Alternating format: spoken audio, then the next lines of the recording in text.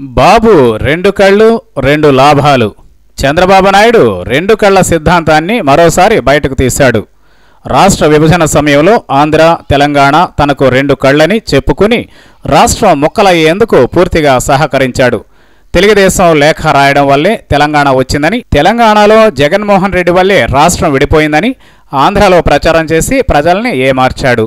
ఇప్పుడు మళ్ళీ ఇదే రెండు కళ్ళ సిద్ధాంతాన్ని ఏపీలో అప్లై చేస్తున్నాడు. పోలవరం, అమరావతి రెండు కళ్లుగా చెప్పుకుంటూ బాబు మరో నాటకానికి తెరతీశాడని ప్రతిపక్షాలు విమర్శిస్తున్నాయి. పోలవరం ప్రాజెక్టు పూర్తిగా కేంద్ర నిధులతో నిర్మితమయ్యే ప్రాజెక్టు.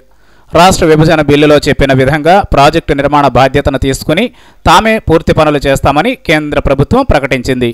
అక్కడే బాబు స్కెచ్ మార్చాడు. కేంద్రమే ప్రాజెక్టు నిర్మిస్తే ఆ క్రెడిట్ అంతా కేంద్రంలోని బీజేపీకి వెళుతుంది. తద్వారా ప్రజల్లో ఆ పార్టీకి ఆదరణ పెరుగుతుంది. అలా జరగడానికి వీల్లేదు. పోలవరం క్రెడిట్ అంతా తన వ్యక్తిగత ఖాతాలో పడిపోవాలనేది బాబు ప్లాన్. దాని ప్రకారం ప్రాజెక్టుకు అవసరమయ్యే నిధులు ఇస్తే చాలు, నిర్మాణం సంగతి రాష్ట్ర ప్రభుత్వమే చూసుకుంటుందని కేంద్రాన్ని బతిమాలాడు. బాబు జిమ్మిక్కులు తెలిసిన బీజేపీ దీన్ని వ్యతిరేకించింది. కానీ వెంకయ్యనాయుడు ద్వారా లాబియింగ్ చేసుకుని ప్రాజెక్టు నిర్మాణ పనిని చేజిక్కించుకోవడంలో బాబు సఫలమయ్యాడు. తమ పార్టీ నేత రాయపాటి సాంబశివరావుకు చెందిన నిర్మాణ సంస్థ ట్రాన్స్ట్రాయ్కు పోలవరం పనులు కాంట్రాక్టు కట్టబెట్టాడు. ఇష్టానుసారం నిర్మాణ వ్యయాన్ని పెంచేశాడు. దీనివల్ల రెండు లాభాలు: ఒకటి, ట్రాన్స్ట్రాయ్ నుంచి దండిగా ముడుపులు; రెండు, రేపు ప్రాజెక్టు పూర్తయితే టీడీపీ ప్రభుత్వం చంద్రబాబు గొప్పతనంగా బిల్డప్లు. ఇక అమరావతి సంగతి చూద్దాం. అమరావతి నగర నిర్మాణంలో బాబుగారి చేసింది కాస్త అటు ఇటుగా దళారి పాత్ర. భూములు ప్రజలవి, నిర్మించేది సింగపూర్కు చెందిన కంపెనీ.